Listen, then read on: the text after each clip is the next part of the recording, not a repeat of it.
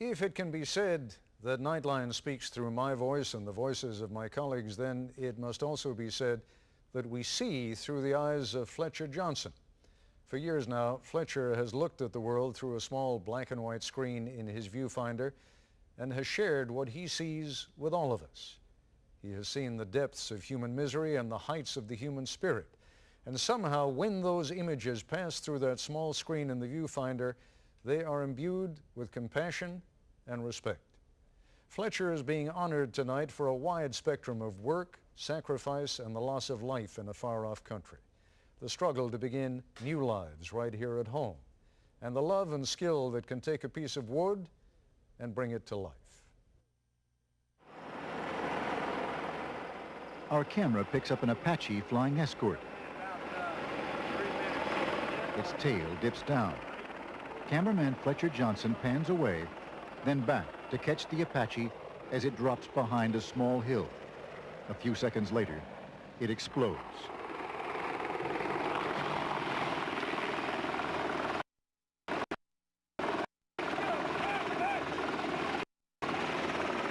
Now the team must try to rescue pilots for real.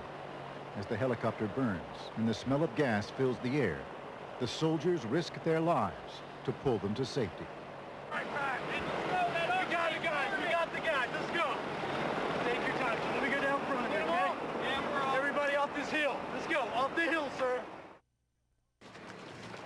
In the middle of the afternoon, on the worst day Task Force Hawk is known, they began to gather, unplanned, unannounced, the pilots from the downed aviators squadron and scores of other soldiers. There, far from the range of microphones, the man who helps plan the Apache missions spoke of the feelings they all shared.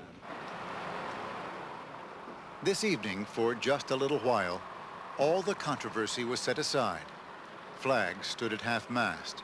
Tirana Airport was closed down for a final farewell. The men and women of Task Force Hawk marched together across the quiet airfield. Behind them, rows of still, silent Apaches and one empty space. The coffins of the downed aviators were carefully placed aboard an Air Force C-17, and soon the transport was airborne. The two pilots were on their way home.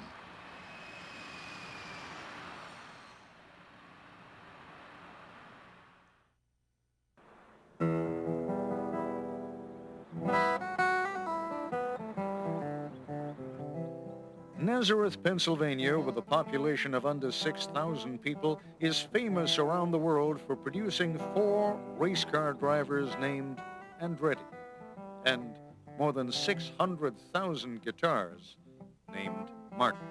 Once we leave the machine room, really the most sophisticated tool that we use continues to be the human hand.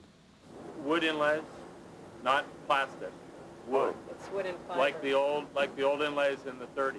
Wow. Many of the workers here are second or third generation Martin employees. It will take them 4 months to make each Stephen Stills guitar. A lot of the work is still done the way it was when the company started.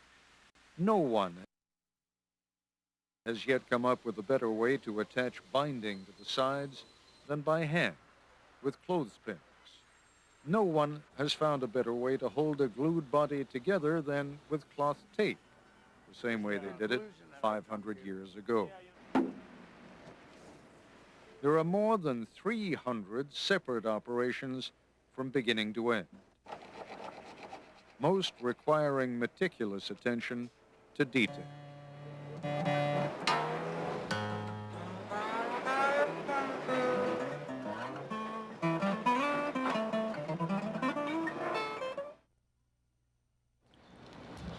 If I could show up at 6 o'clock in the morning at that liquor store every day when it opened, I could be up here at 8:30. I'm going to do it. I'm going to do it.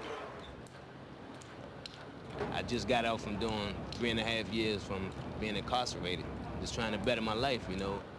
It's just another beginning, you know, give me a chance to get my life together, start all over again. In the summer, the temperature can climb to more than 90 degrees, and there's no air conditioning. I love it. I wouldn't trade it in for all the sea in China. It's in the basement of one of the largest homeless shelters in the country.